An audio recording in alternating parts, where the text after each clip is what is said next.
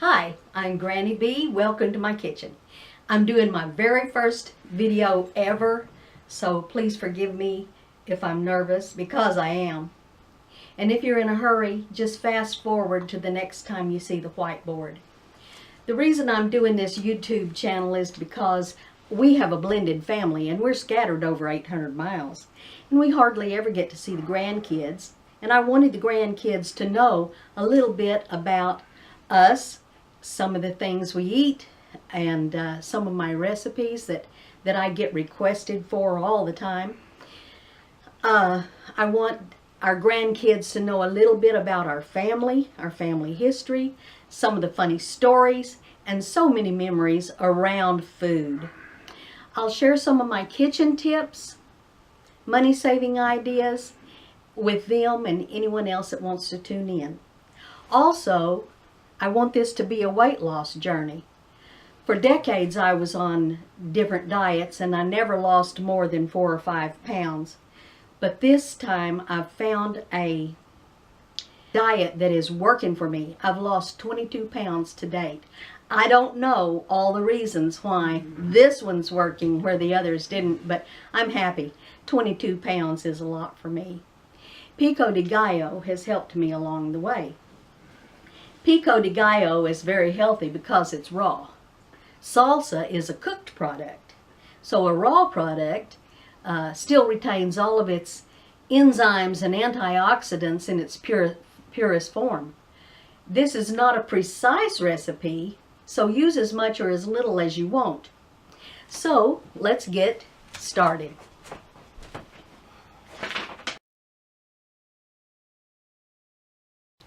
My first tip I'm going to give you is when you're using a cutting board, so often it just wiggles all over the place, but if you put a damp cloth or a damp paper towel underneath it, then it won't wiggle. So, in this recipe, you'll notice that everything is paired. Everything is paired. We have tomatoes and tomatillos, bell peppers are paired with jalapenos, onions with garlic, cilantro with green onions, lemons with limes. Then you taste test. Then you have a pairing of salt and pepper. Optional, you can add olive oil, but it's not necessary. It just gives it a little more richness. Well, obviously, we don't have time to do all the chopping. Most of y'all know how to chop, or you have food processors. I don't use a food processor because I'm too slow on the button and I don't want it to be turned to mush. But what I have here is 1 large tomato.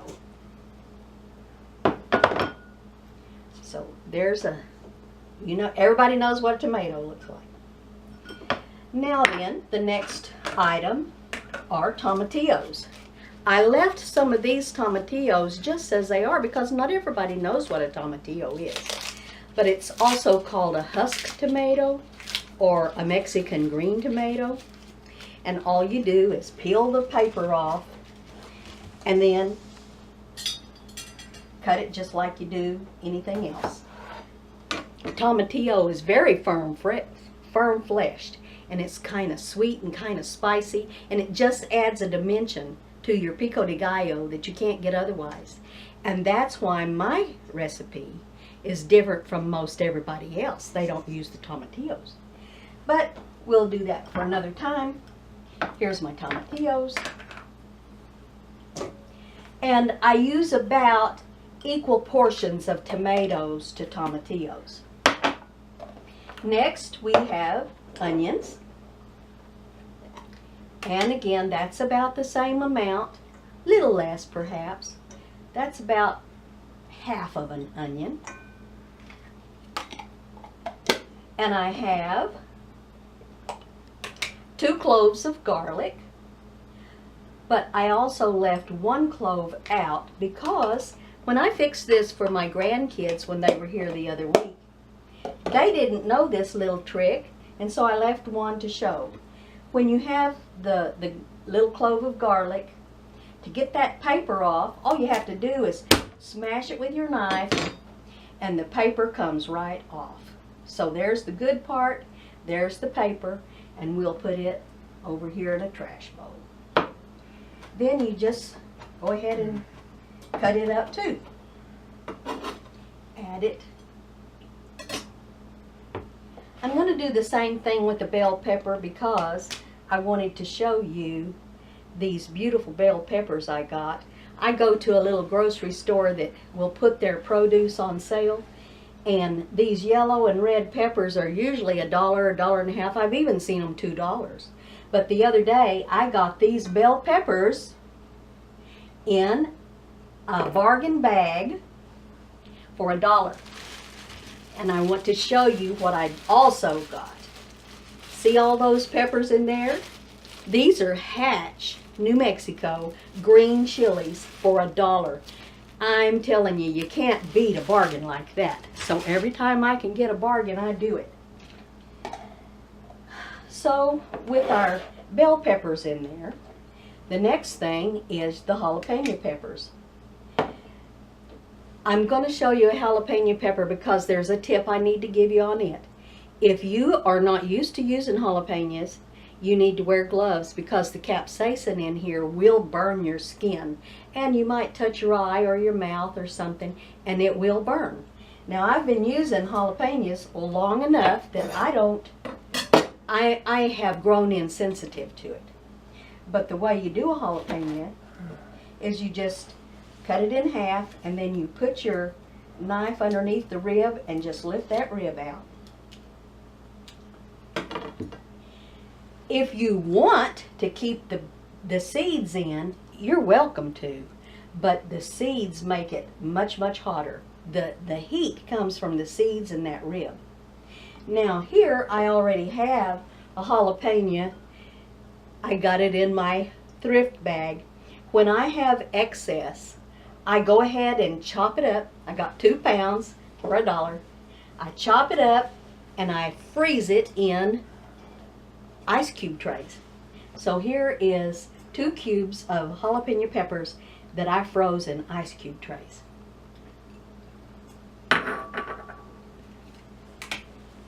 So there's the bell peppers, the jalapenos, onions, garlic, cilantro.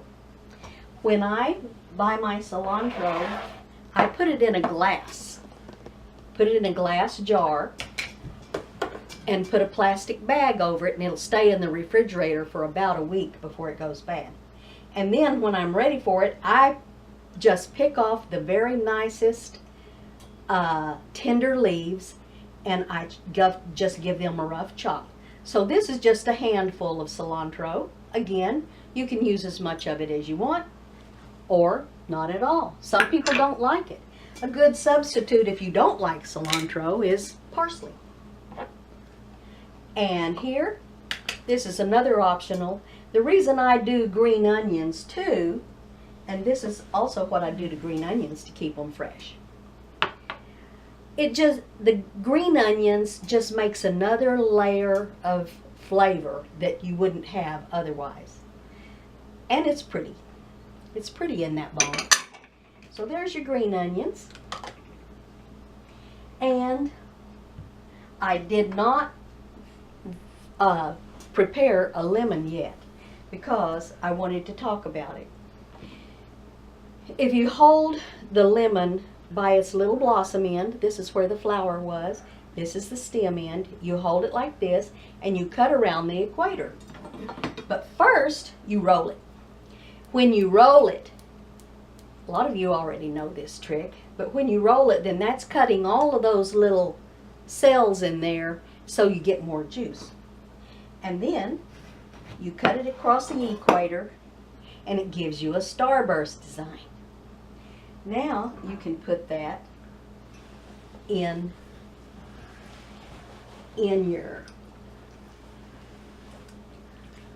Pico de Gallo. You can either use one of these or one of those little hand mashers, or you can even just squeeze it in your hand. Because if you squeeze it in your hand, then your hand will catch those seeds. So we're going to do that. And this one. And get as much of it out as you can. If you wanted to, you could also use some zest in this, lemon zest. It just adds, again, another depth of flavor. Then you do the same thing with your lime. I'm not going to do that lime because, again, in my little bargain, I got 2 pounds of limes the other day. I went ahead and froze them. I went ahead and squeezed the juice out and froze them in ice cube trays. So that's about the equivalent of a lime, 1 lime. Now comes the part where you taste for the acid level, because that citrus juice in there is going to be very high acid. And this is another little tip I use. I don't like double dipping in my kitchen, so I use a big spoon for stirring and mixing and to bring up my sample. I use a little spoon to actually do the tasting. If you do it this way, you'll never get confused as to which one you're tasting out of and which one you're dipping out of. So we're going to stir that a little bit. And then I'm going to go in here and pick up a little taste of that juice. Whoop! It's juicy. So we're going to put some salt in it to tone that down. And then another one of my little Granny Bee tips is I like to use the rainbow peppercorns. The little pink peppercorns in here and the little green ones are just full of flavor that you don't get with just black pepper. So we're going to scrunch some of that up in there. I said that once before when I was making something. I said, just give it a couple of twists, and my husband said, a couple? You did about 15 or 20. So that's okay too. Stir it up again.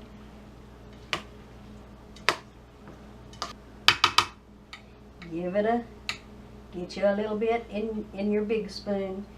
Bring out your taster spoon. Drizzle it in there. Oh yeah, that mellowed that out a lot. And it's just about the way I like it. So we're going to call this done. It's ready to eat right now. But if you give it an hour or even tomorrow, the next day, all of those flavors are going to leach out into that juice, and it's all going to mix together, and it will be unbelievably good. So now, we're going to put it in a pretty little serving dish.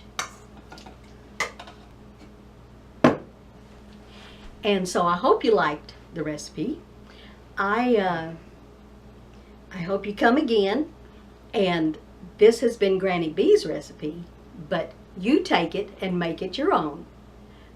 Next video, I'm going to do a full-blown tea party because I'm celebrating a 30-year hunt for my grandmother's tea cake recipe, and I found it about 7 years ago. So to all the little grandmas and granddaughters who's ever had tea parties, come back and join me then, and I hope you do. We'll see you later. Thank you.